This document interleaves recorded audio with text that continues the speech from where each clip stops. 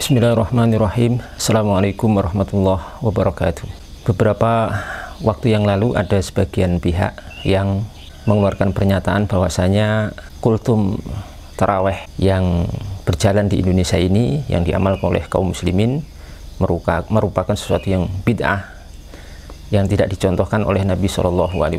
Dan pernyataan ini sudah kita jawab di video sebelumnya, tapi di sini kami ingin menambahkan sedikit tentang pernyataan yang beredar, katanya kultum tarawih itu merupakan bid'ah made in Indonesia, yakni bid'ah yang hanya diketemukan dan dilakukan oleh kaum muslimin di Indonesia. Pernyataan ini amat sangat salah ya, dan tidak benar sama sekali. Faktanya beberapa negara Islam di dunia juga mengamalkan kultum sholat tarawih. Seperti misalkan di Yaman juga ada di beberapa tempat, bahkan cukup banyak tempat, di masjid-masjid di Yaman, di markas-markas ahlu sunnah di Yaman, dan juga ternyata di Saudi juga ada. Di Saudi itu seperti di Masjid Ar-Rajihi juga ada di situ. Nah, di sini kami mendapatkan kiriman satu video yang ternyata video itu menunjukkan bahwa di Masjid Nabawi sendiri, nah di sini Masjid Nabawi sendiri juga ada kultum yang dilakukan setelah sholat Isya sebelum sholat tarawih dimulai. Coba kita lihat atau kita simak bersama videonya, bagaimana sebenarnya yang dilakukan di sana.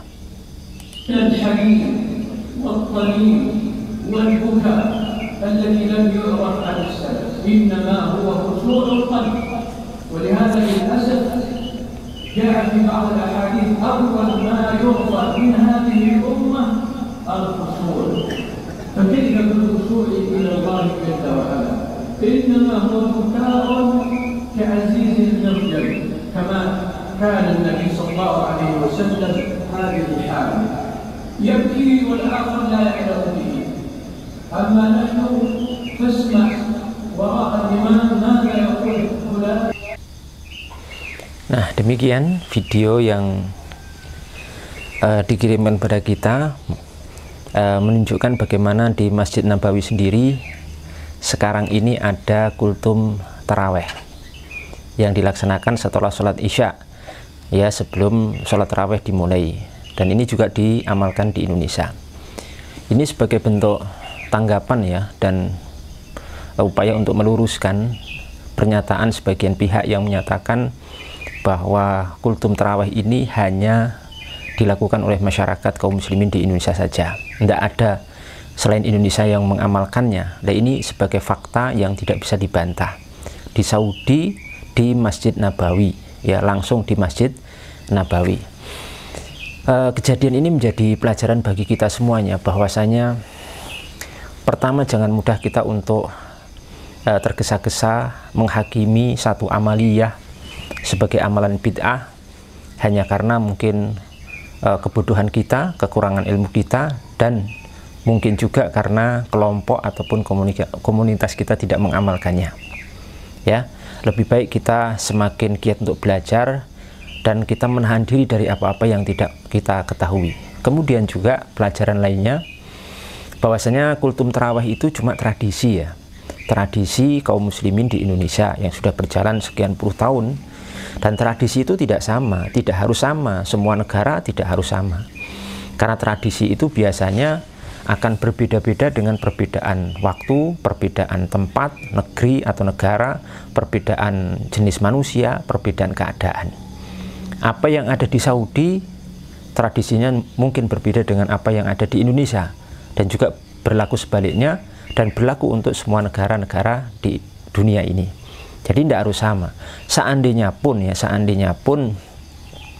tradisi kultum tarawih ini hanya diamalkan di Indonesia dan tidak ada yang mengamalkan dari negeri-negeri kaum muslimin di seluruh dunia kecuali di Indonesia, itu tidak kemudian menjadikan tradisi itu menjadi sesuatu yang bid'ah atau diharamkan oleh syariat Islam. Kenapa? Karena asal tradisi itu adalah boleh. Al-aslu fil adati al-ibahah. Jadi asal tradisi itu adalah sesuatu yang diperbolehkan. Sehingga kita untuk mengharamkan justru kita yang harus dituntut untuk menunjukkan dalil.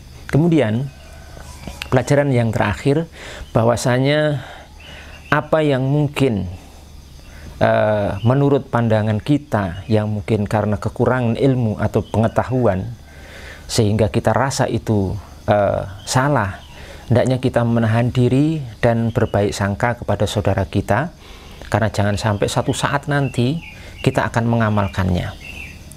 Termasuk di Saudi ya. Di Saudi berarti kalau mau jujur dengan pernyataan sebelumnya, di Saudi itu mengikuti bid'ah made in Indonesia malah. Karena Indonesia lebih dulu mengadakan kultum tarawih, kemudian Saudi baru mengikuti. Jadi Saudi Arabia sekarang itu mengikuti bid'ah made in Indonesia, dalam tanda kutip menurut pernyataan sebagian pihak.